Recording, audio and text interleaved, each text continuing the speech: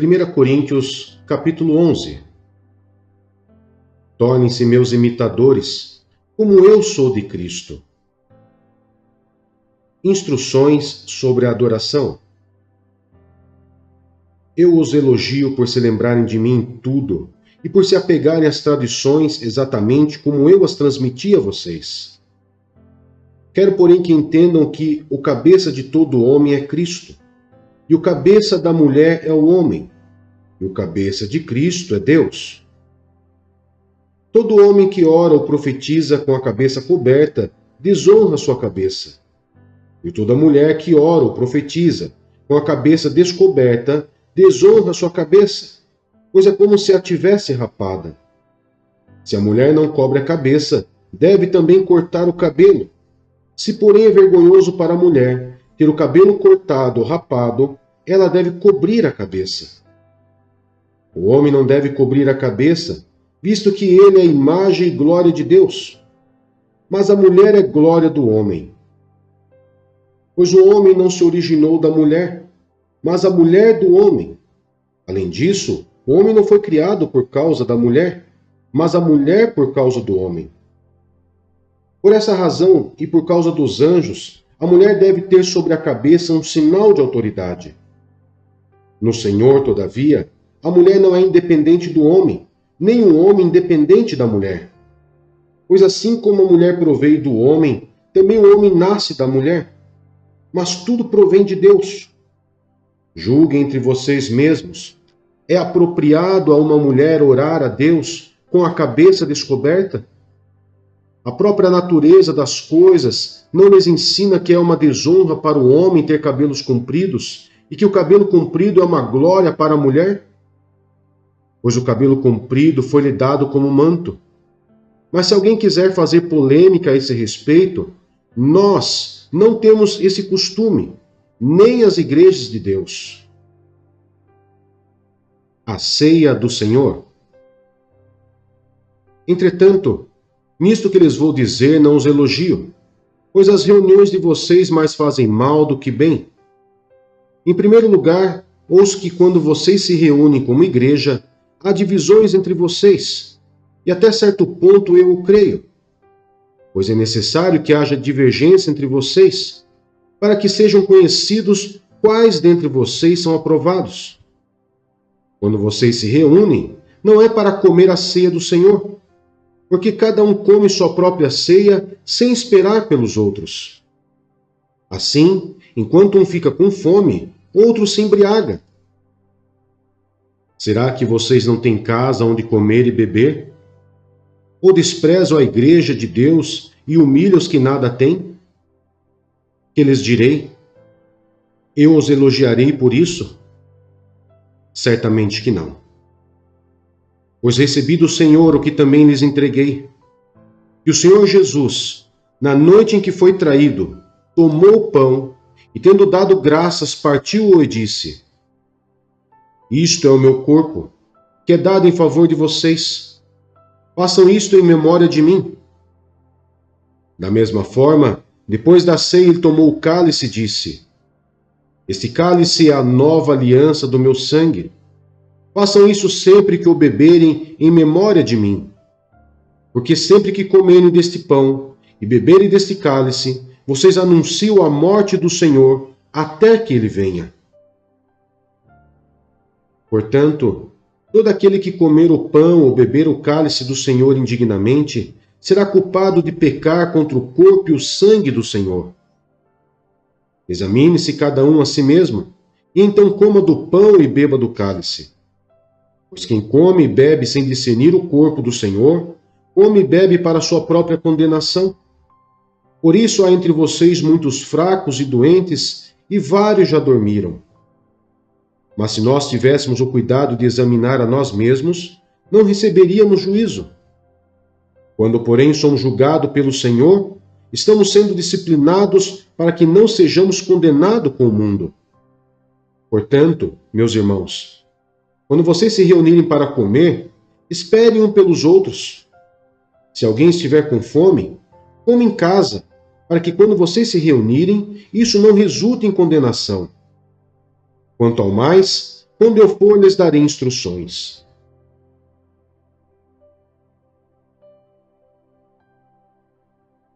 Primeira Coríntios, capítulo 12. Os dons espirituais. Irmãos, quanto aos dons espirituais, não quero que vocês sejam ignorantes. Vocês sabem que quando eram pagãos, de uma forma ou de outra, eram fortemente atraídos e levados para os ídolos mudos. Por isso, eu lhes afirmo que ninguém que fala pelo Espírito de Deus diz: Jesus seja amaldiçoado. E ninguém pode dizer: Jesus é Senhor, a não ser pelo Espírito Santo. Há diferentes tipos de dons, mas o Espírito é o mesmo. Há diferentes tipos de ministérios, mas o Senhor é o mesmo. Há diferentes formas de atuação, mas é o mesmo Deus quem efetua tudo em todos. A cada um, porém, é dada a manifestação do Espírito, visando ao bem comum. Pelo Espírito, a um é dada a palavra de sabedoria, a outro, pelo mesmo Espírito, a palavra de conhecimento, a outro, fé, pelo mesmo Espírito, a outro, dons de curar, pelo único Espírito, a outro, poder para operar milagres, a outro, profecia, a outro, discernimento de espíritos, a outro, variedade de línguas, e ainda a outro, interpretação de línguas. Todas essas coisas, porém, são realizadas pelo mesmo e único Espírito, e ele as distribui individualmente a cada um como quer. Diversidade na unidade. Ora, assim como o corpo é a unidade, embora tenha muitos membros, e todos os membros, mesmo sendo muitos, formam um só corpo, assim também com respeito a Cristo. Pois em um só corpo, todos nós fomos batizados em um único Espírito, quer judeus, quer gregos, quer escravos, quer livres. E a todos nós foi dado beber de um único Espírito. O corpo não é feito de um só membro, mas de muitos. Se o pé disser: por que não sou mão? Não pertenço ao corpo. Nem por isso deixa de fazer parte do corpo. E se o ouvido disser: por que não sou olho? Não pertenço ao corpo. Nem por isso deixa de fazer parte do corpo. Se todo o corpo fosse olho, onde estaria a audição? Se todo o corpo fosse ouvido, onde estaria o olfato? De fato, Deus dispôs cada um dos membros no corpo segundo a sua vontade. Se todos fossem um só membro, onde estaria o corpo? Assim, há muitos membros, mas um só corpo. O olho não pode dizer à mão: não preciso de você. Nem a cabeça pode dizer aos pés: não preciso de vocês. Ao contrário, os membros do corpo que parecem mais fracos são indispensáveis, e os membros que pensamos serem menos honrosos, tratamos com especial honra. E os membros que em nós são indecorosos, são tratados com decoro especial, enquanto os que em nós são decorosos não precisam ser tratados de maneira especial. Mas Deus estruturou o corpo dando maior honra aos membros que dela tinham falta, a fim de que não haja divisão no corpo, mas sim que todos os membros tenham igual cuidado uns pelos outros. Quando um membro sofre, todos os outros sofrem com ele. Quando um membro é honrado, todos os outros se alegram com ele. Ora, vocês são o corpo de Cristo, e cada um de vocês individualmente é membro desse corpo. Assim, na Igreja, Deus estabeleceu primeiramente apóstolos, em segundo lugar profetas, em terceiro lugar mestres, depois os que realizam milagres, os que têm dons de curar, os que têm dom de prestar ajuda, os que têm dons de administração e os que falam diversas línguas. São todos apóstolos? São todos profetas? São todos mestres? Têm todos o dom de realizar milagres? Têm todos dons de curar? Falam todos em línguas? Todos interpretam? Entretanto, busquem com dedicação os melhores dons.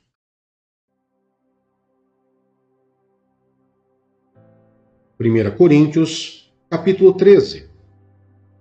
O amor. Passo agora a mostrar-lhes um caminho ainda mais excelente. Ainda que eu fale a línguas dos homens e dos anjos, se não tiver amor, serei como um sino que ressoa ou como um prato que retine. Ainda que eu tenha o dom de profecia e saiba todos os mistérios e todo o conhecimento, e tenha uma fé capaz de mover montanhas, se não tiver amor, nada serei. Ainda que eu dê aos pobres tudo o que possuo e entregue o meu corpo para ser queimado, se não tiver amor, nada disso me valerá. O amor é paciente, o amor é bondoso. Não inveja, não se vangloria, não se orgulha, não maltrata, não procura seus interesses, não se ira facilmente, não guarda rancor. O amor não se alegra com a injustiça, mas se alegra com a verdade. Tudo sofre, tudo crê, tudo espera, tudo suporta. O amor nunca perece, mas as profecias desaparecerão. As línguas cessarão, o conhecimento passará. Pois em parte conhecemos e em parte profetizamos. Quando, porém, vier o que é perfeito, o que é imperfeito desaparecerá. Quando eu era menino, falava como menino, pensava como menino e raciocinava como menino. Quando me tornei homem, deixei para trás as coisas de menino. Agora, pois, vemos apenas um reflexo obscuro, como em espelho, mas então veremos face a face. Agora conheço em parte, então conhecerei plenamente, da mesma forma como sou plenamente conhecido. Assim, permanecem agora estes três: a fé, a esperança e o amor. O maior deles, porém, é o amor.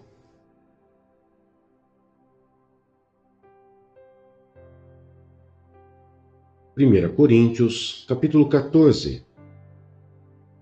Os dons de profecia e de línguas.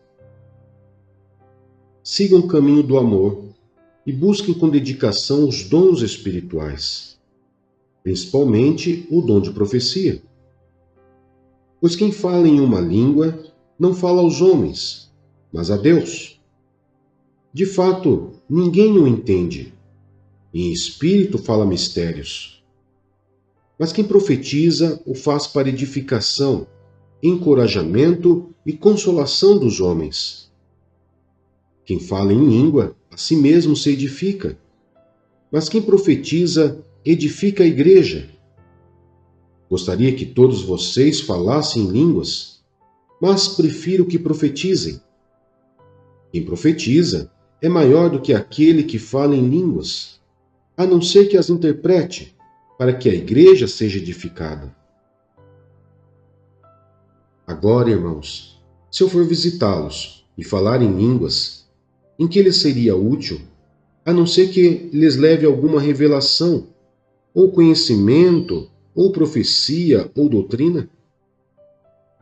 Até no caso das coisas inanimadas que produzem sons, tais como a flauta ou a cítara, como alguém reconhecerá o que está sendo tocado se os sons não forem distintos?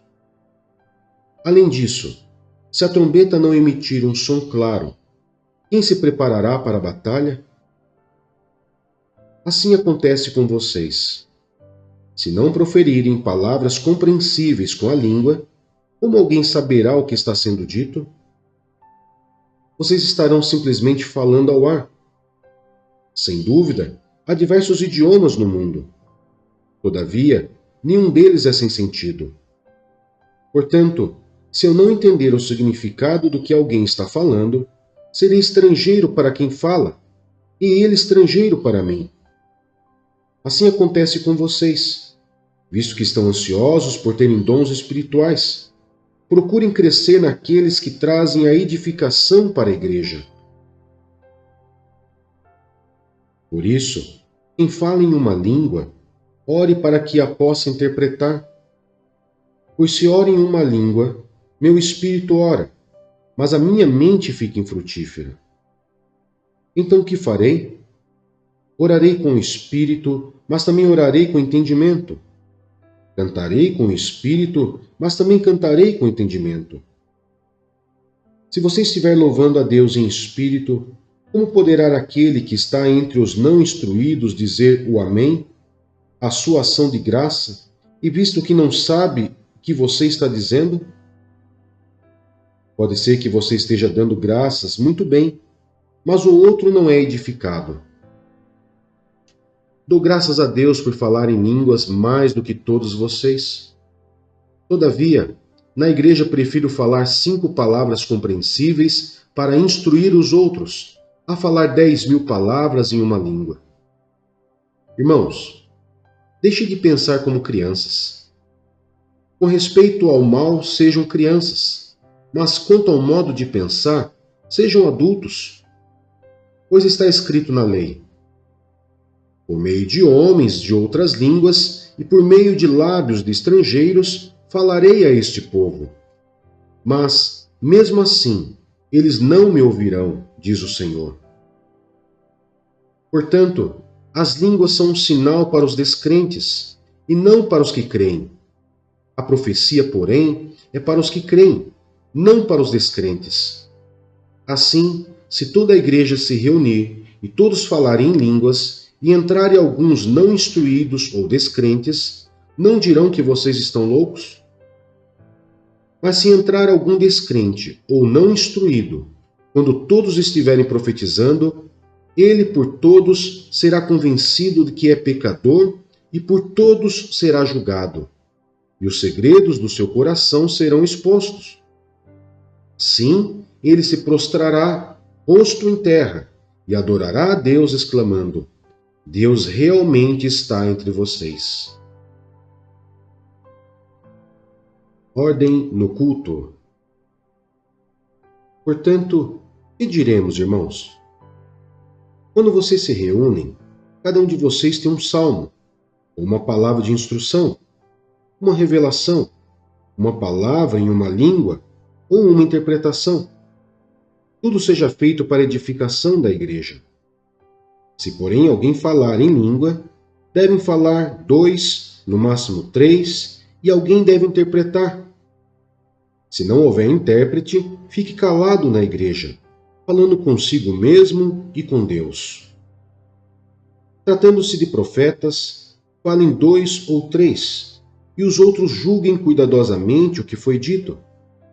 Se vier uma revelação a alguém que está sentado, cale-se o primeiro, pois vocês todos podem profetizar, cada um por sua vez, de forma que todos sejam instruídos e encorajados.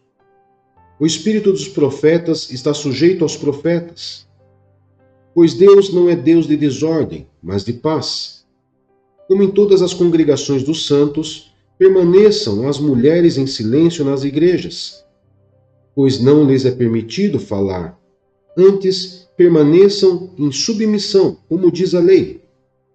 Se quiserem aprender alguma coisa, que pergunte a seus maridos em casa, pois é vergonhoso uma mulher falar na igreja. Acaso a palavra de Deus originou-se entre vocês? São vocês o único povo que ela alcançou? Se alguém pensa que é profeta ou espiritual, reconheça que o que lhes estou escrevendo é mandamento do Senhor. Se ignorar isso, ele mesmo será ignorado. Portanto, meus irmãos, busquem com dedicação o profetizar e não proíbam o falar em línguas, mas tudo deve ser feito com decência e ordem.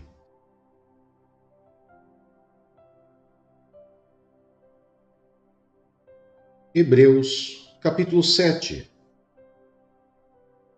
O sacerdote Melquisedeque. Esse Melquisedeque rei de Salém e sacerdote do Deus Altíssimo, encontrou-se com Abraão quando este voltava, depois de derrotar os reis, e o abençoou. E Abraão lhe deu o dízimo de tudo. Em primeiro lugar, seu nome significa Rei de Justiça. Depois, Rei de Salém, quer dizer Rei de Paz. Sem pai, sem mãe, sem genealogia, sem princípio de dias nem fim de vida, feito semelhante ao Filho de Deus. Ele permanece sacerdote para sempre.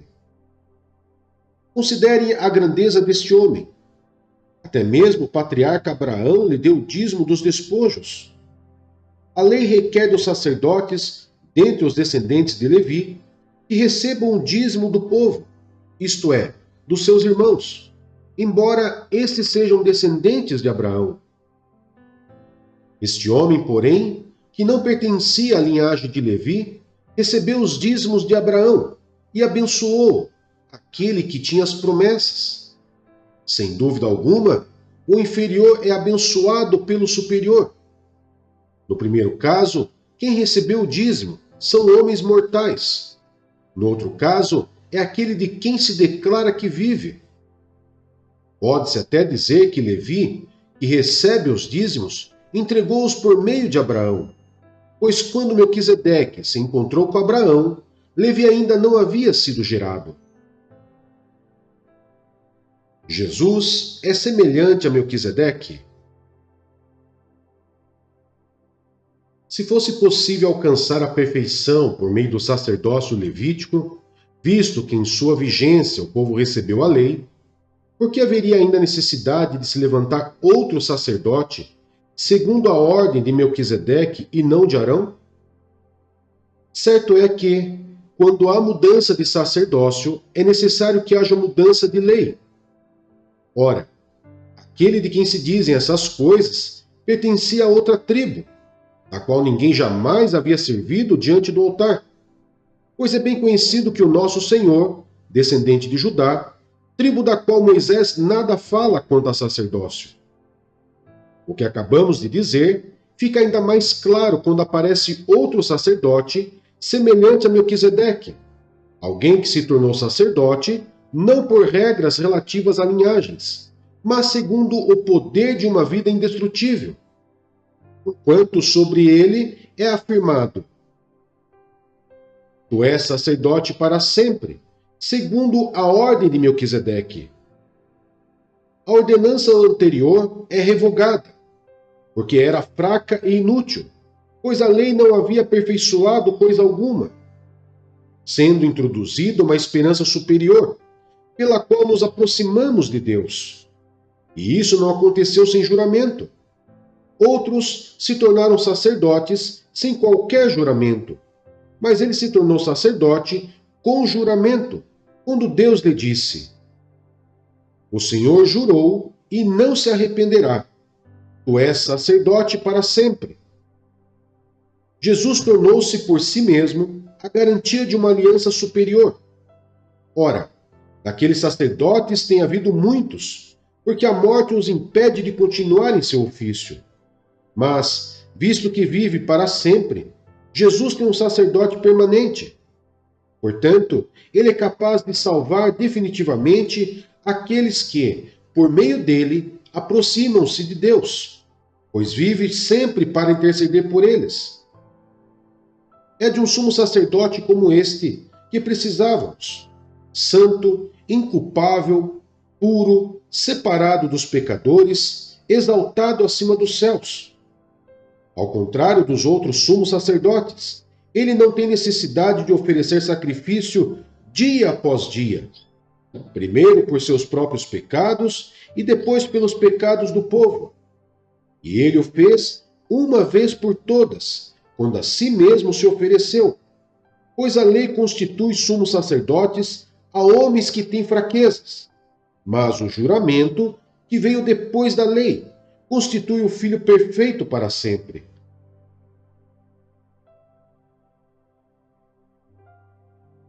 Hebreus, capítulo 8.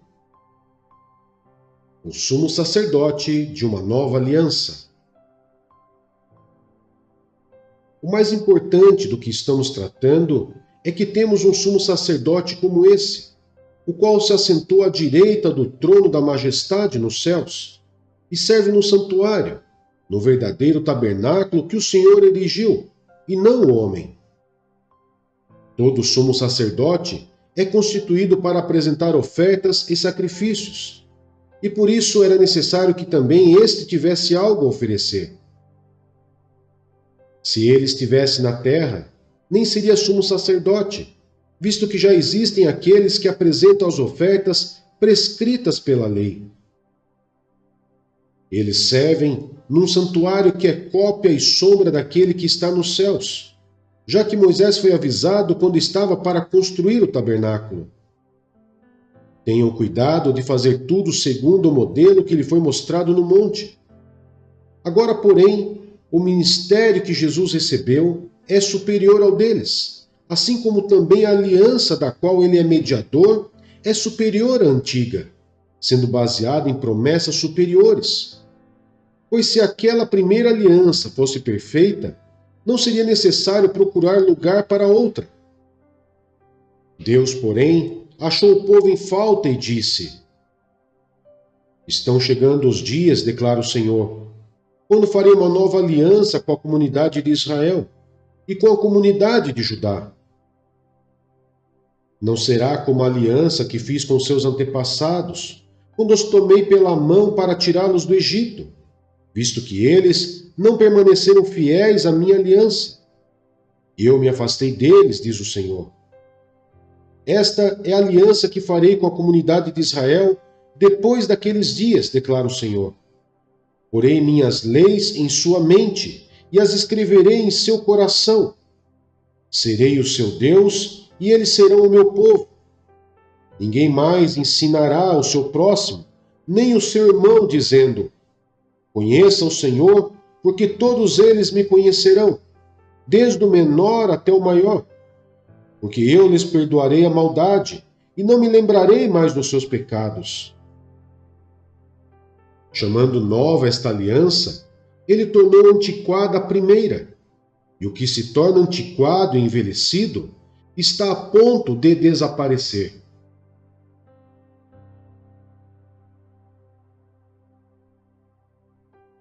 Hebreus, capítulo 9. A adoração no tabernáculo terreno. Ora, a primeira aliança tinha regras para a adoração e também um santuário terreno. Foi levantado um tabernáculo na parte da frente, chamada Lugar Santo. Estavam o candelabro, a mesa e os pães da presença.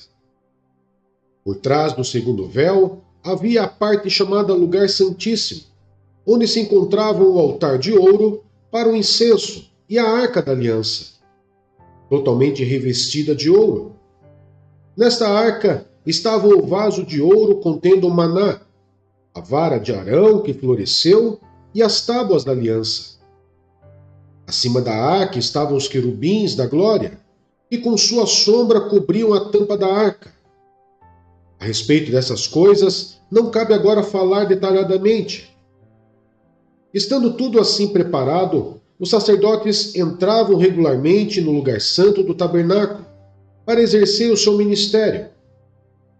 No entanto, somente o sumo sacerdote entrava no lugar santíssimo, apenas uma vez por ano, e nunca sem apresentar o sangue do sacrifício, que ele oferecia por si mesmo e pelos pecados que o povo havia cometido por ignorância. Dessa forma, o Espírito Santo estava mostrando que ainda não havia sido manifestado o caminho para o lugar santíssimo, enquanto permanecia o primeiro tabernáculo. Isso é uma ilustração para os nossos dias, indicando que as ofertas e os sacrifícios oferecidos não podiam dar ao adorador uma consciência perfeitamente limpa.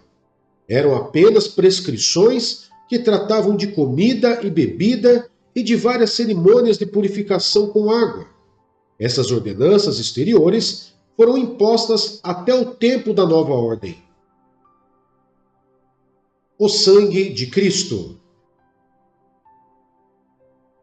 Quando Cristo veio como sumo sacerdote dos benefícios agora presentes, ele adentrou o maior e mais perfeito tabernáculo, não feito pelo homem, isto é, não pertencente a esta criação, não por meio de sangue de bodes e novilhos, mas pelo seu próprio sangue. Ele entrou no lugar santíssimo, de uma vez por todas, e obteve eterna redenção. Ora, se o sangue de bodes e de touros e as cinzas de uma novilha espalhada sobre os que estão cerimonialmente impuros os santificam, de forma que se tornam exteriormente puros, quanto mais o sangue de Cristo, que pelo Espírito Eterno se ofereceu de forma imaculada a Deus, purificará a nossa consciência de atos que levam à morte, para que sirvamos ao Deus vivo. Por essa razão, Cristo é o mediador de uma nova aliança para que os que são chamados recebam a promessa da herança eterna, visto que ele morreu como resgate pelas transgressões cometidas sob a primeira aliança.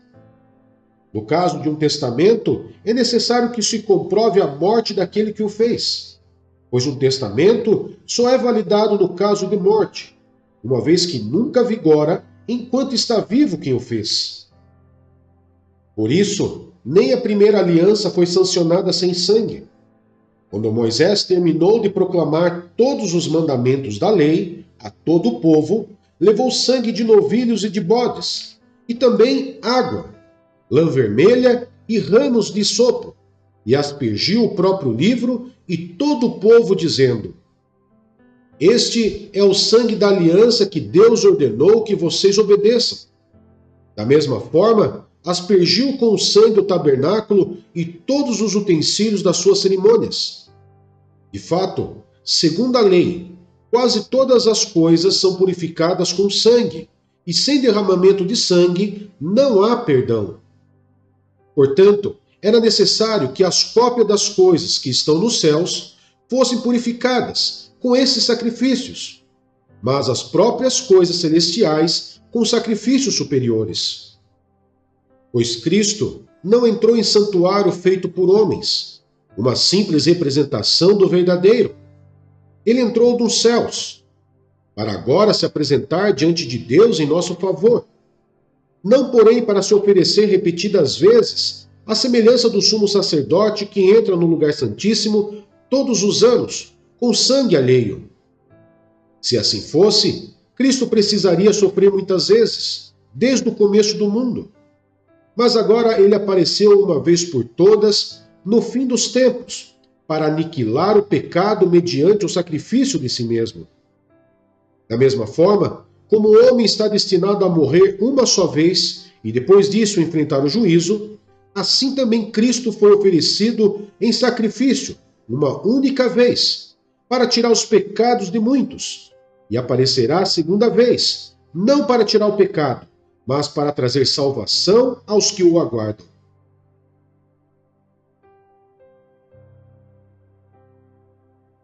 Hebreus, capítulo 10.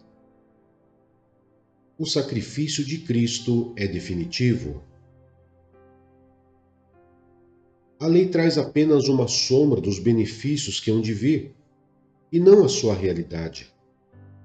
Por isso, ela nunca consegue, mediante os mesmos sacrifícios repetidos, ano após ano, aperfeiçoar os que se aproximam para adorar.